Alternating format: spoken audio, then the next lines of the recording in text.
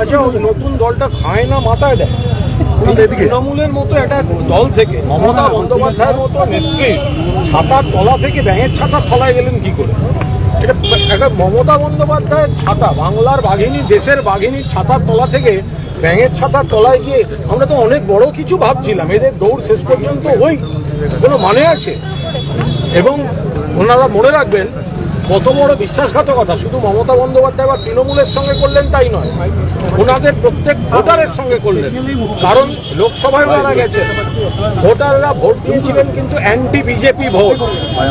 লোকসভায় যারা সাংসদ গেছেন তৃণমূলের, তারা কিন্তু অ্যান্টি বিজেপি ভোটারের ভোট পেয়ে সংসদে গেছেন। যারা অ্যান্টি বিজেপি বলে মমতা বন্দ্যোপাধ্যায়ের আন্দোলনকে সমর্থন করেছেন, মমতা বন্দ্যোপাধ্যায়ের প্রার্থীদের সমর্থন করেছেন, এখন আপনারা গিয়ে বিজেপির কোলে বসতে যাচ্ছেন বা এনডিএ করছেন। এটা তো প্রত্যেক ভোটারের সঙ্গে বিশ্বাসঘাতকতা। এটা শুধুমাত্র কিন্তু তৃণমূলের সঙ্গে বিশ্বাসঘাতকতা নয়। আপনি সেই মানুষটাকে কি কৈফিয়ত দেবেন আপনার এলাকায় যিনি বিজেপির বিরোধিতা করার জন্য আপনাকে লোকসভায় পাঠিয়েছিলেন? আর রাজ্যসভায় যদি বিদ্রোহের মডেল হয় ইস্তফা, কখনো জহর সরকার, জহরবাবু অনেক আগে দিয়েছেন, সুখেন্দু শেখর রায়, সুস্মিতা দেব, তো লোকসভায় পদ আঁকড়ে রাখার কিসের রাজনীতি? রাজ্যসভায় যদি ইস্তফা দিয়ে বিদ্রোহ হয় তাহলে লোকসভা তো ইস্তফা দিয়ে বিদ্রোহ। একবার এখান থেকে নির্দল দাঁড়িয়ে জিতে যান বা অন্য কোনো প্রতীকে দাঁড়িয়ে জিতে যান। তৃণমূলের প্রতীকে জিতে গিয়ে ওখানে আপনারা যে রায় মানুষ দিয়েছে আপনারা সেই রায়ের বিরুদ্ধে যাচ্ছেন কি করে?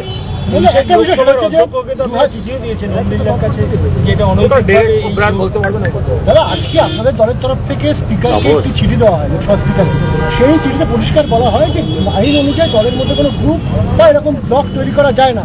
তাতেই কি দল থেকে অন্য দলে যাওয়ার পরিকল্পনা হবে?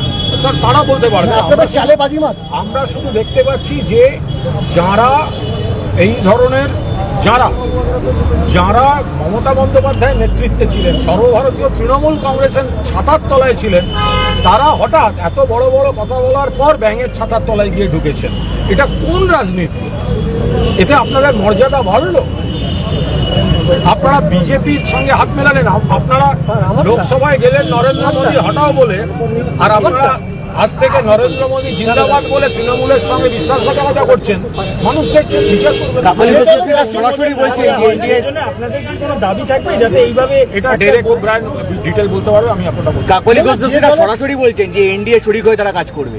আরে আমরা তো সেই কথাই বলছি। যারা দেখুন, কথার উপর তো জিএসটি বসেনি এখনো, যে যত ইচ্ছে বড় বড় কথা বলতে পারে, কিন্তু যারা বিজেপি বিরোধী ভোটারের ভোটে জিতেছেন, তৃণমূল কংগ্রেসের সমর্থকদের ভোটে জিতেছেন, ঘাসের ওপর জোড়া ফুলে জিতেছেন মমতা, এদের সব ভোটের আগের ভিডিওগুলো বের করবেন। আমরা মমতা বন্দ্যোপাধ্যায়ের প্রার্থী, আমরা মমতা বন্দ্যোপাধ্যায়ের আশীর্বাদ ধন্য প্রার্থী, তো তারা আজকে ওখানে গিয়ে বিজেপির হয়ে নরেন্দ্র মোদী জিন্দাবাদ বলতে যাচ্ছেন।